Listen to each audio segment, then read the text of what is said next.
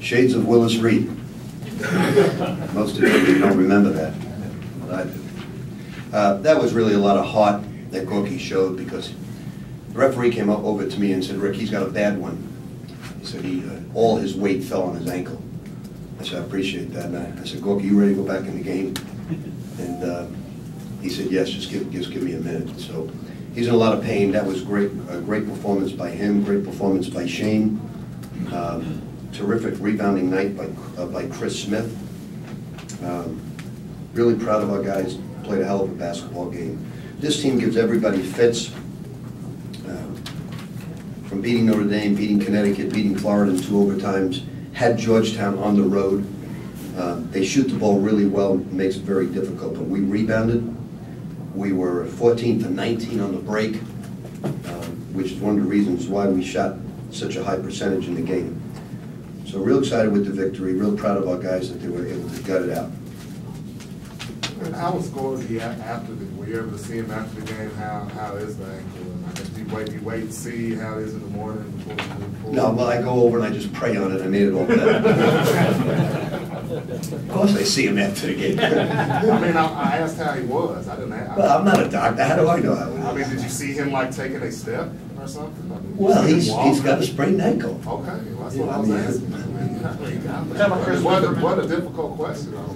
Well, it's difficult because how would I know?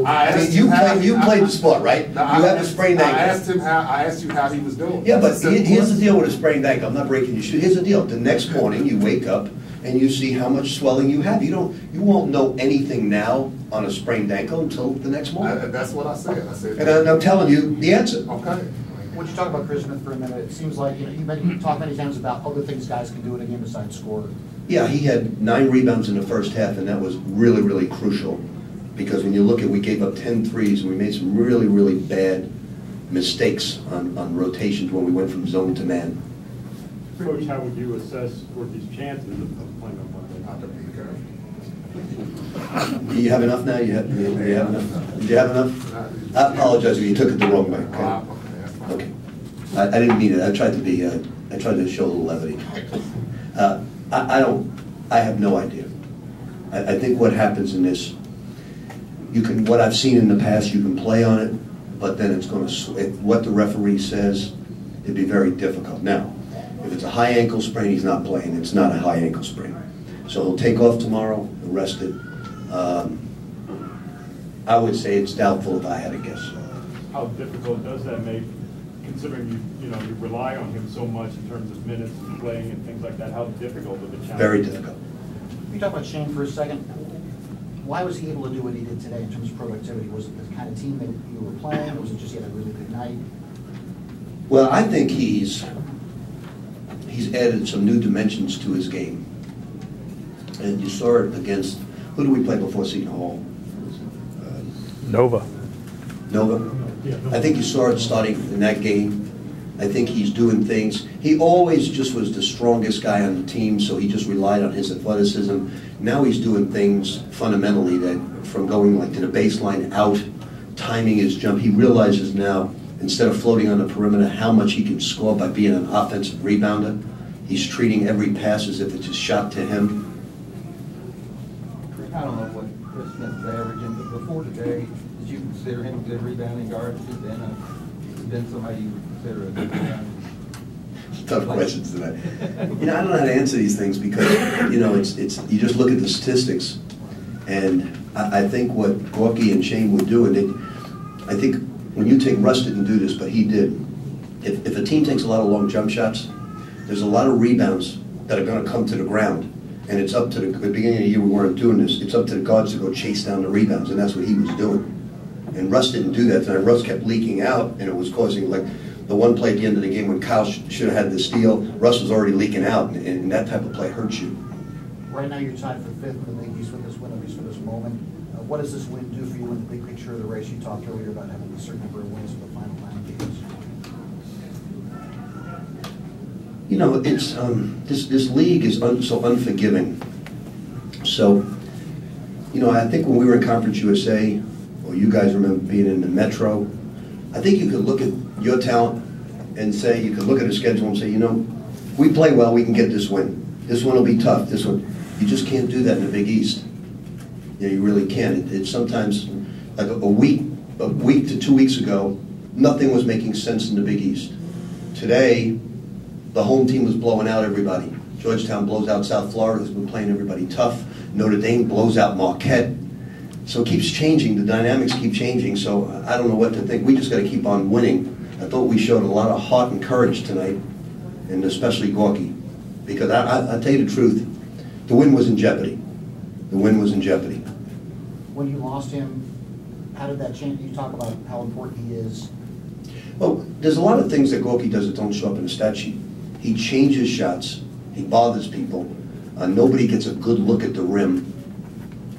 And our defense, he's like the center of the wheel. You know, we all switch off and he's the center. And what we try to do as we disguise our zone and play man is just try to stop them from taking it to Gorgui. And we've protected him pretty well because he hasn't been in foul trouble in a long time. But I say this now, he's not totally ready. I'm not afraid to put Zach in crucial situations.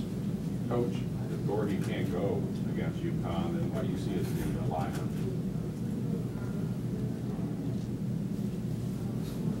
I guess we'll have to go with Zach because of Drummond. How effective was Gorgui after the injury? How do you think he played out there? I thought he played great, but he's limping.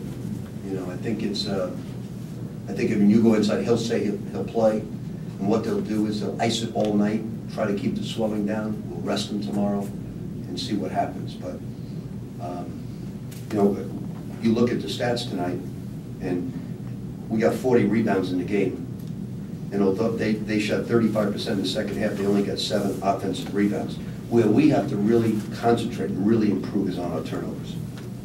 Because Shane, as well as he's playing, he's at 6 and 5 turnovers. And he doesn't need to do that. He's too smart a player for that. What stands out about UConn?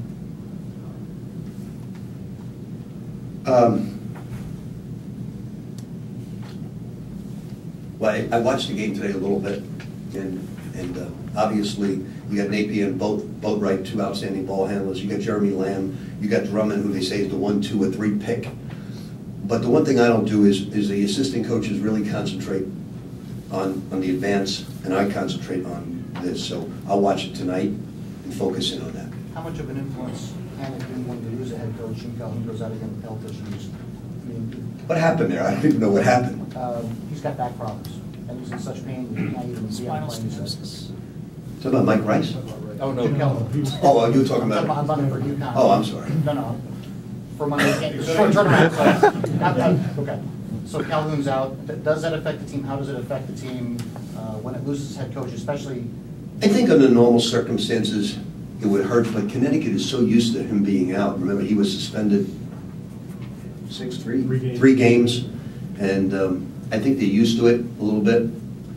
Look, they played great today. Played super defense. They held Seton Hall 19 points in the first half. So I think they're used to it. The short turnaround for you guys, the Saturday, Monday deal, leaving Gorgui aside for a second, how does that affect you? Does it affect you? Is it difficult to It only affects you when the other team has time off. You know, they played today as well, so it doesn't affect us. But you know, Zach got to be ready to step up. He's got to be ready to step up. The problem with Zach is Gorgui has done a great job of learning not to foul and wall up. Tonight, I think, was the first time where he did the old Gorgui, where he just slapped down at the guy. Zach has a very difficult time doing that. Anything else for Coach? Thank you. Good. Anybody else?